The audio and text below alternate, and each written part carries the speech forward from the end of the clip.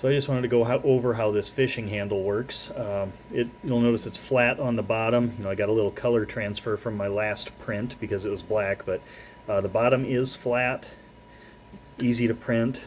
You put your string in here and then tie it to one of these holes. It'll hold more string than you really need. And I'd probably just go hand over hand to reel in, but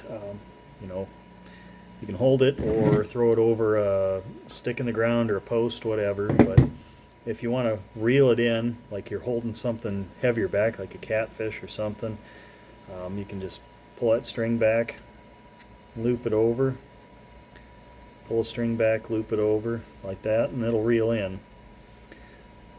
It fits in my pocket. If you've got decent sized pockets, adult men's pants, it'll fit right in the pocket.